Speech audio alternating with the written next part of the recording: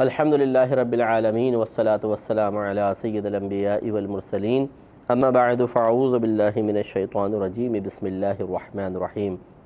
الہادی programme میں آپ جانتے ہیں کہ ہم کسی ایک قرآنی موضوع کا انتخاب کر کے اس سے متعلقہ آیات اور پھر احادیث کریمہ ذکر کرتے ہیں۔ ابھی جو ہمارا ٹاپک چل رہا تھا وہ قرآن کے شرعی احکام تھے۔ ویسے تو فقہی اعتبار سے اگر دیکھیں تو 500 آیات ایسی ہیں جن کا تعلق احکام کے ساتھ ہے، لیکن فقہ سے اگر آپ قطع نظر دیکھیں تو اس کے علاوہ بھی قرآن عظیم میں بے شمار احکامات ہیں، جن میں سے ایک شرعی حکم صبر اختیار کرنے کا بھی تھا۔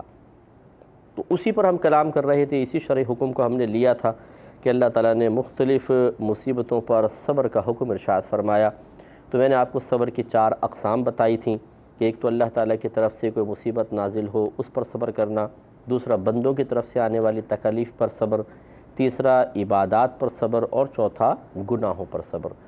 جو اللہ تعالیٰ کی طرف سے آزمائشیں ہیں ان پہ صبر کا مطلب یہ ہوتا ہے کہ آپ اللہ کی رضا پہ راضی رہیں، خوش دلی کے ساتھ ان کو فیس کریں، زبان و قلب میں شکوہ پیدا نہ ہو۔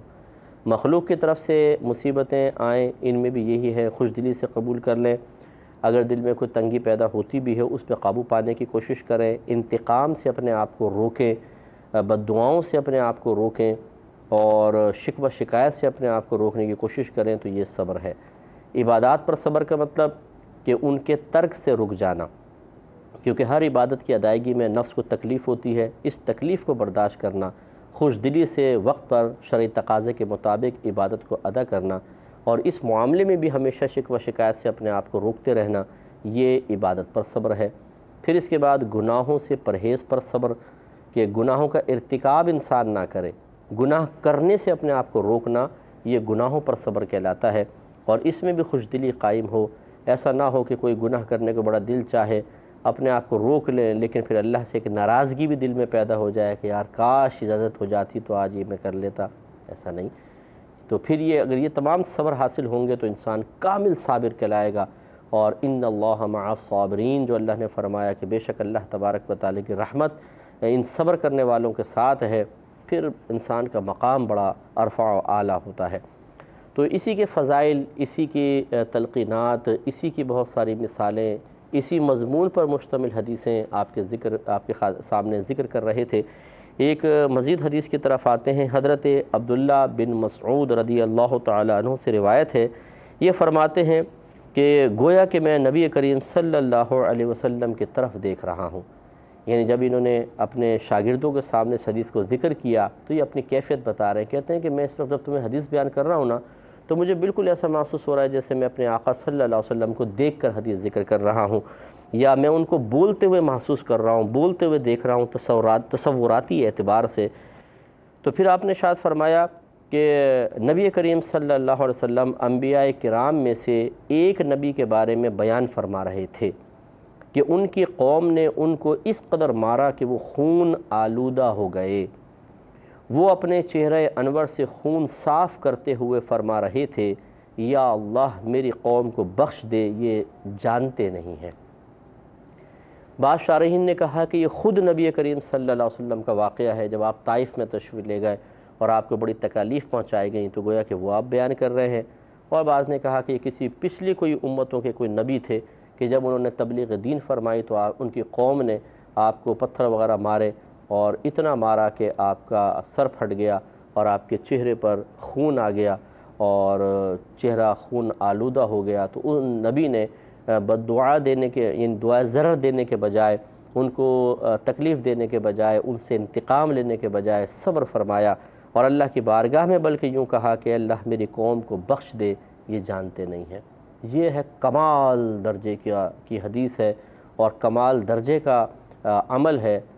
اس سے سب سے پہلے تو جو دیندار حضرات ہیں انہیں ذرا سوچنا چاہیے کہ جو بعض اوقات ایسا ہوتا ہے کہ آپ تبلیغ دین کرتے ہیں، سامنے والا جہالت پر اتر آتا ہے، ایسی صورت میں صبر کرنا چاہیے، تحمل کا مظاہرہ کرنا چاہیے، اور کوشش یہی ہونی چاہیے کہ اس شخص کو اصلاح کی طرف لے کر آئیں۔ لیکن بعض اوقات ایسا ہوتا ہے، میں اس میں 2 چیزیں ذکر کرتا ہوں۔ ایک تو یہ ہے کہ ایک شخص جہالت پر اتر آیا، آپ کو برا بھلا کہتا ہے، آپ کو مارتا پیٹتا بھی ہے، مثال کے طور پہ آپ صبر کر لیں، کوئی بات نہیں، یعنی آپ کی ذات کو ٹارگٹ بنائے تو آپ بالکل برداشت کریں، اور صبر کا پہاڑ بن کر دکھائیں تاکہ اس پر ایک اچھا اثر مرتب ہو۔ ایک شخص اگر تسلسل سے آپ پہ ظلم کرتا ہے کب تک کرے گا؟ اس کو احساس ضرور ہوگا، اللہ تعالیٰ اس کے دل میں ڈالے گا کہ میں زیادتی کر رہا ہوں، یہ صبر کر رہا ہے، واقعی یہ حق پر ہے، میں غلط ہوں، وہ توبہ کرے گا۔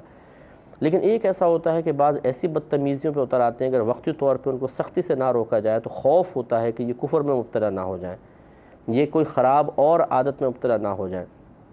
جیسے کوئی علماء کی توہین کر رہا ہے، اگر آپ اس کو نہ روکیں اور صبر کریں تو وہ شعر ہو جاتا ہے کہ جب ایک عالم کو اس نے باتیں اچھی طرح سنا دی، یہ یوں جو عرف عام میں کہوں کہ عزت اتار کے ہاتھ پہ رکھ دینا، اس نے کر دیا اور سامنے سے کوئی ریئیکشن نہیں آیا تو اس کی ہمت دوسرے عالم کے لیے بڑھتی ہے، تیسرے کے لیے بڑھتی ہے۔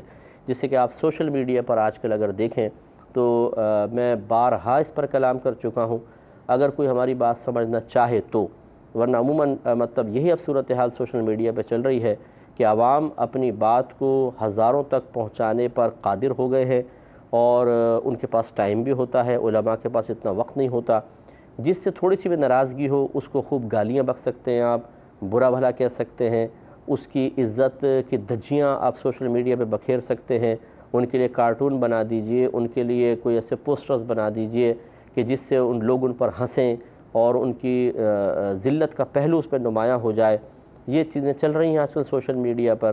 ایسے لوگوں کو لگام دینے کے لیے کوئی نہ کوئی اچھا طریقہ اختیار کرنا بہت بہتر ہے۔ صبر کرنا ہر جگہ بہتر نہیں ہوتا، اور ضروری نہیں کہ عالم دین ان کو سمجھائے، ان کے مقابل پیرالل پھر ایسے لوگ ہونے چاہیے کہ جو ان کو روکنے کی کوشش کریں۔ لیکن اس کا طریقہ یہ بھی نہیں ہے کہ اگر کوئی آپ کے بزرگ کو برا کہہ رہا ہے تو آپ اس کے بزرگوں کو برا کہنا شروع کر دیں، بلکہ کوشش کریں کہ اس کو اس خراب چیز سے روکیں۔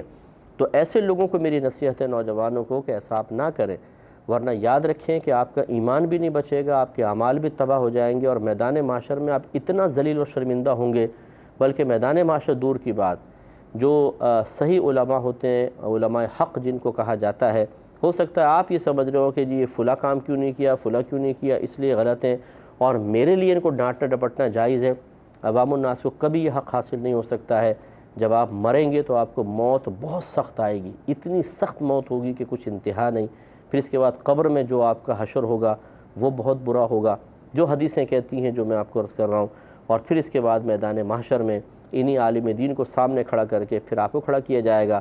وہاں کی بورڈ آپ کے ہاتھ میں نہیں ہوگا، وہاں سوشل میڈیا کی پاور آپ کے پاس نہیں ہوگی، وہاں لوگوں کو دھوکہ دینا ممکن نہیں ہوگا۔ وہاں پر اللہ کی بارگاہ میں آپ کو کھڑا کر کے اس عالم دین کے حق کے بارے میں سوال ہوگا۔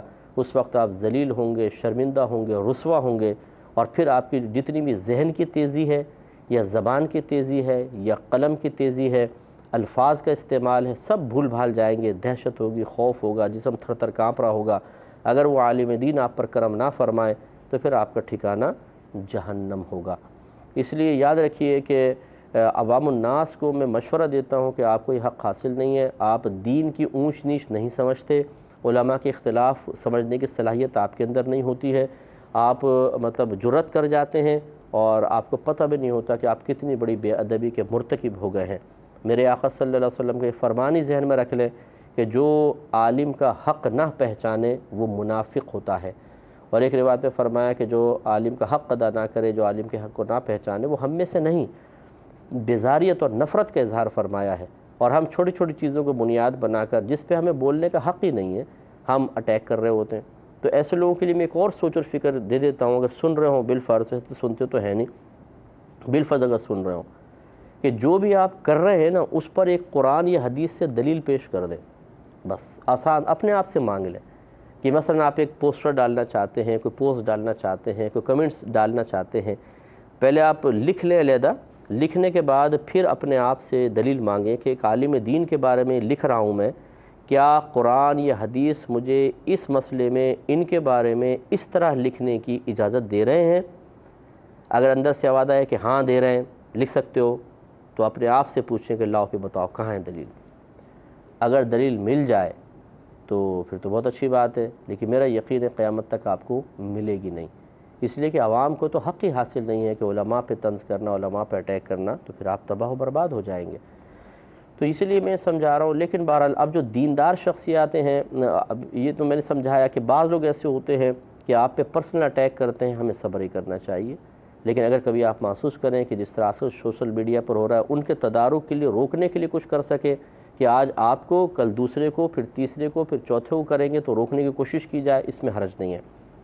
تو اس لیے جو دیندار حضرات ہیں، جو خصوصاً تبلیغ دین کے فریضے کو سر انجام دے رہے ہیں، ان کے لیے ایسی آزمائشیں آتی رہیں گی۔ تو اس میں پہلے بھی آپ کو سمجھا چکا ہوں۔ اب مثال کے طور پہ آپ نے کسی کو کچھ بولا، اس نے آپ کو برا بھلا کہہ دیا، گالی بک دی، ایسے لوگ بھی ملتے ہیں گالیاں بک دیتے ہیں، بہت برا بھلا کہہ دیتے ہیں، اور 2 منٹ میں آپ کو پہلے آسمان پہ پہنچائیں گے، عقیدت کا اظہار کریں گے، ذرا آپ سے کوئی ناگوار بات محسوس ہوئی، ایک دم اتار کر اپنے قدموں کے نیچے ڈال لیں گے۔ بے عزتی کرنا جائز، گالیاں دینا جائز، 2 منٹ میں اس کی اوقات یاد دلا دینا بالکل جائز۔ یہ تو پھر میدان محشر میں پتہ چلے گا کہ کیا جائز ہے کیا نہیں۔ پھر وہ عالم کو اپنے لیول پر لیا، آپ نے بھی تو ایسا کہا ہے، عالم کا مقام آپ کو بھی پتہ ہی نہیں ہے کہ کیا ہے، آپ یہ سمجھتے ہیں عالم آپ کے برابر ہے۔ اللہ تبارک و تعالیٰ نے قرآن عظیم میں ارشاد فرمایا کہ جاننے والے اور نہ جاننے والے برابر نہیں ہیں، مفہوم یہی ہے۔ اور ایک جگہ سوال فرمایا کہ اندھا اور بینائی رکھنے والا کیا برابر ہو سکتے ہیں؟ تو اندھے سے مراد ہے جو گمراہی مبتلا ہو، بینائی والا جو ہدایت کی طرف ہو۔ اللہ نے فرمایا کہ یہ برابر ہو سکتے ہیں؟ تو ایسے عالم دین اور ایک عام شخص برابر نہیں ہو سکتے۔ جیسے میں نے آپ کو ایک حدیث بھی سنائی تھی کہ نبی کریم صلی اللہ علیہ وسلم ایک دفعہ صحابہ کرام کو بحث کرتے ہوئے ملاحظہ فرما کر آئے، تشریف لائے، فرمایا کس چیز کی بحث ہو رہی ہے؟ عرض کیا رسول اللہ بنی اسرائیل میں 2 شخص تھے، ایک عالم دین تھے اور ایک عابد تھا۔ عابد دن میں روزہ رکھتا، رات کو اٹھ کے نمازیں پڑھتا، علم نہیں ہے، عبادت بہت ہے، اور عالم دین صرف فرض پورے کرتے تھے اور اس کے بعد لوگوں کو علم سکھاتے تھے۔ ہماری بحث اس بارے میں ہے کہ ان میں سے افضل کون ہے؟ تو اب ذرا آپ جو یہ کہتے ہیں نا کہ جی انہوں نے ہمیں کہا تو ہم بھی کہیں گے، فوراً عالم کو اپنے مقام پہ اتار کر تم نے کہا تو پھر ہم بھی کہیں گے، آپ کو یہ حق حاصل نہیں ہے۔ آپ کے نبی فرما رہے ہیں، نبی کریم صلی اللہ علیہ وسلم نے فرمایا، صحابہ نے کہا ہماری بحث اس بارے میں ان میں سے افضل کون ہے؟ تو آپ نے ارشاد فرمایا کہ اس عالم کو، اس عابد پر ایسی ہی فضیلت حاصل ہے جیسے مجھے تمہارے کسی ادنا پر فضیلت حاصل ہے۔ اب آپ اندازہ کریں کہاں میرے آقا کا مقام، کہاں اس امت کا ایک ادنا شخص کتنا مقام و مرتبہ ہے۔ تو کیا آپ کبھی ایسا کریں گے کہ اگر آپ کی والدہ آپ کے خلاف کوئی جملہ بول دیں، آپ کے والد صاحب، تو 2 منٹ میں ان کو اپنے لیول پہ لا کر ان کی عزت کی دھجیاں بکھیر دیں؟ یہ جرأت کر سکتے ہیں آپ؟ تو یاد رکھیے اگر نہیں کر سکتے تو عالم کا حق ماں باپ سے بھی زیادہ ہوتا ہے۔ یہ شاید آپ کو معلوم نہیں ہوگا، اس پہ ذرا توجہ فرمائیں، اپنی آخرت کو برباد نہ کریں۔ دوسروں کو تو آپ یہ کہتے ہیں جی تکبر ہے، انانیت ہے، خود اپنے اندر تو دیکھ لیں۔ اگر کوئی علم رکھتا ہے اور پھر اس کے اندر علم کی وجہ سے ایک بڑا پن پیدا ہوتا ہے تو پھر بھی ایک معقول وجہ نظر آ سکتی ہے کہ بھئی علم ہے نا، اس وجہ سے آپ کے پاس کیا ہے جو اس کے سامنے آپ تکبر کر رہے ہیں؟ ذرا سوچئے، آپ کے پاس تو کچھ بھی نہیں ہے، آپ کے لیے وجہ تکبر کیا ہے؟ آپ کا اپنے آپ کو بڑا سمجھنا کس بنا پر ہے؟ کوئی ہے آپ کے پاس وجہ فضیلت؟ اگر نہیں ہے تو پھر آپ کو تو زیادہ سوچنا چاہیے۔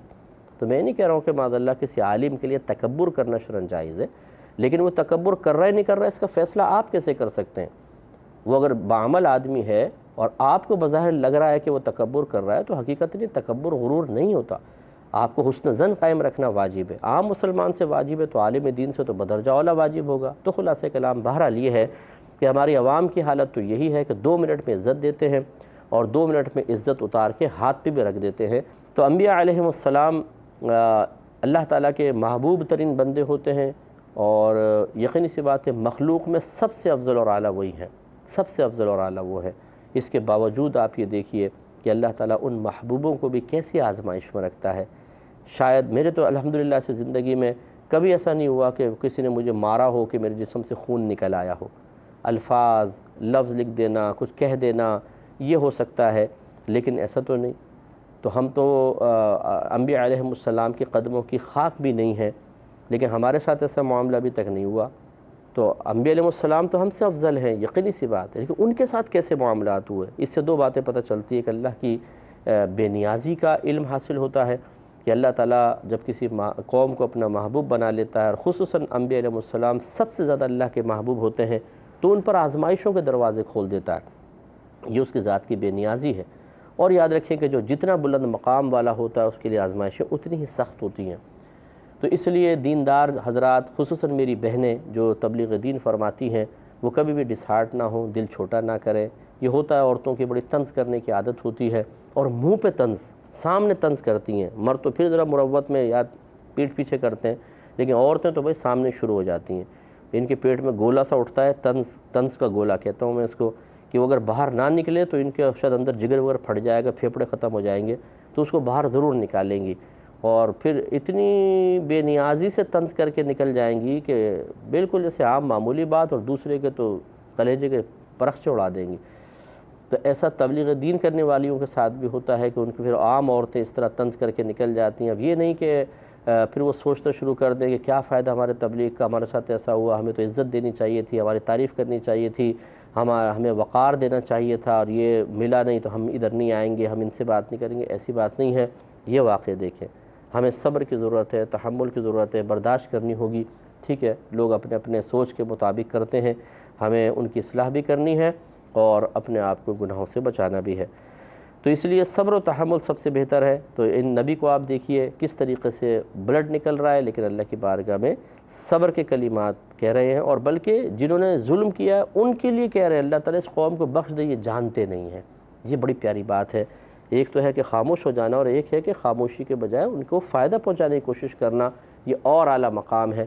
اللہ تعالیٰ مجھے بھی توفیق عطا فرمائے، آپ کو بھی توفیق عطا فرمائے، آمین۔ وآخر دعوانا ان الحمدللہ رب العالمین۔ میں بہک سکوں یہ مجال کیا میرا رہا